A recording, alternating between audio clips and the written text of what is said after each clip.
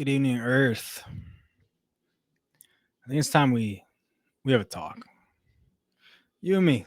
You and me. I think it's time we have a little talk about a lot of things. There's a lot of things we need to talk about.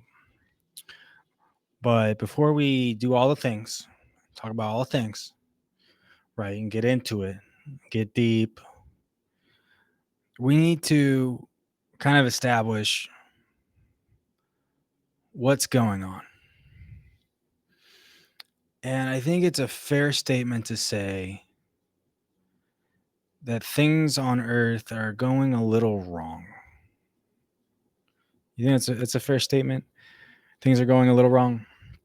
So I want to spend some time getting to the root cause of what's wrong. What is wrong? What's wrong? What's so wrong? Is anything wrong or is everything right? Everything perfect and dandy? Or are things wrong? We are on the precipice of World War III. That's true. We live in a world where all of the water is polluted with microplastics. That's true. Where the air is polluted and the soils are drained of nourishment and life. That's all true. We live in a world, it's very confused, isn't it? It's very confused. So, what is the problem? If things are wrong, I agree they're wrong. I think they're wrong. What's the problem? Is it Republicans and Democrats? Is that the problem? Two different ideas? Is it the rogue CIA who's weaponizing the propaganda to drive division between Americans? Is it the CCP propaganda war to create cultural Marxism and divide Americans? Is it them? Is it the military industrial complex? Is it radical satanic Islam? Is it them? Is it communism versus capitalism? Is it that? Is it liberalism versus conservatism? What is it? Is it religion? What's wrong?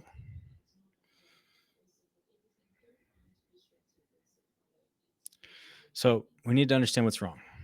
It's actually pretty simple.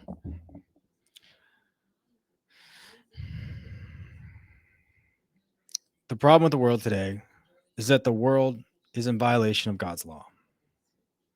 God has basic laws, okay? Some of them are commandments. And one of those commandments is thou shalt not worship false idols. It's the first commandment, actually. Very simple. Thou shalt not worship false idols. Unfortunately, the entire world has kind of flipped the bird at God and said, you know what? We don't really think God's real. God's not really real. So we're just going to go ahead and worship those false idols and we're going to see what happens.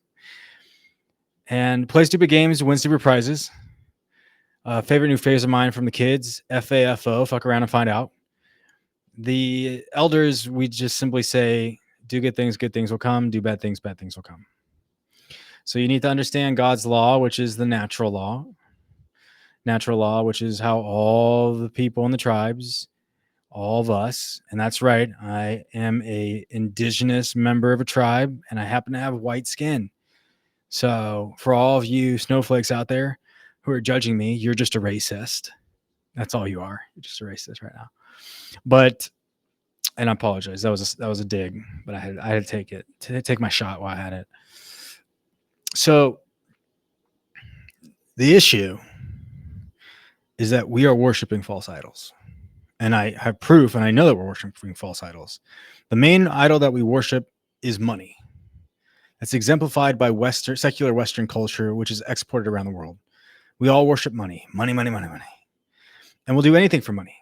We'll poison the air, we'll poison the water, poison the soils for money. And we do that because we are also worshiping at the altar of the ego and the self. We believe the ego is bigger than God, more important than God, that we're wiser than God. We can look to direct evidence. Putting fluoride in water is saying, I can make water better than God can. No, you cannot.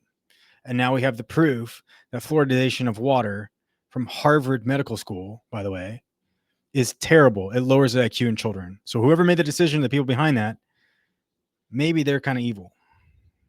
Okay. So we continue to have this foolish notion that we can just do whatever we want, and you can't. And so as tribes, we've tried to tell you this over and over and over again, and you refuse to listen. So my favorite joke, the joke of DEI, diversity, equity, and inclusion, is such a farce. It's such a farce of the fascist far left.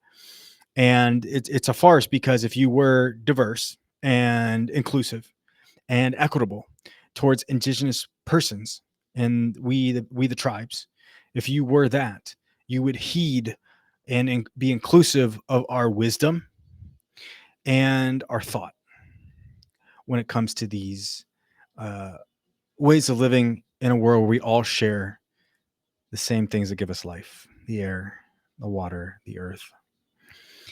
And so it raises a bigger question that we worship money. And I think it's pretty obvious we all worship money. We've created a culture where that is the most important thing. And yet we know that the obsession with money, and we hear the story over and over again from everybody that pursues it, including myself, that it has no nourishment for the soul, that people get lost in the trap of money and ego, celebrity or influence or whatever you want to call it. They get lost in these traps, but there's no nourishment there because it's not for the soul. The soul knows what's true because the soul is ancient, eternal, everlasting. The soul is the spark of life that God gave you. So today we have the science to prove that God is real, to prove that God is an energy force. We know that from the Big Bang, there was a central point of energy. Big Bang, central point of energy. So there's a unity to all the energy in the universe. Energy is neither created nor destroyed. Law of thermodynamics. And quantum physics shows us that all energy, it is interconnected across the entire universe. So whether you like it or not, we're all one. Ha ha ha. Joke's on us. We're all one. So that is simply true. We have the science of reincarnation that proves the existence of the soul, which is done. The best research is the scientifically valid case studies that have been published, thousands of them, from the University of Virginia, that are vision or perceptual studies under Dr. Ian Stephen and his colleague, Dr. Jim Tucker.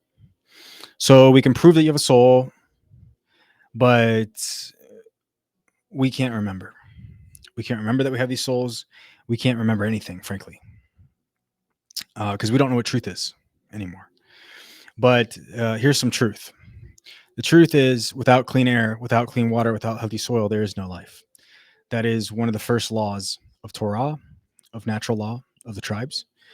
And when you break that law, bad things happen.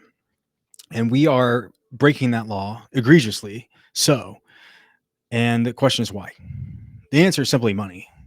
Money, money, money, money, money. Profit, profit, profit, profit, profit, profit. False profit. False profits. That's what your Satan worshiping businesses are, false prophets. Because most of them don't even turn a profit. When you look at the money line, they're all debt hungry little ventures. But yeah, that is the core problem with the world. So if we can solve for our worship of false idols, our worship of money, our worship of ego, and turn away from that,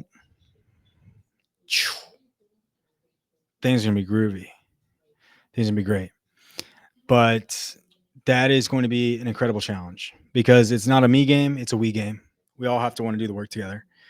So that's going to be our biggest challenge because the greed is what is leading to war.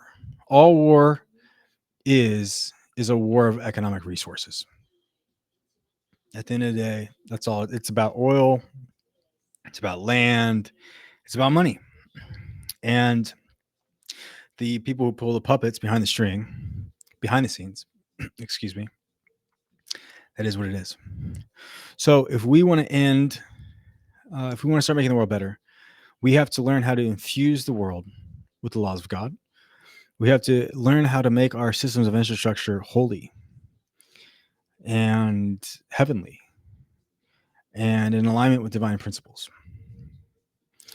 And I'm willing to help you do that. In fact, I know that's why I came to Earth. See, I remember where I was before Earth.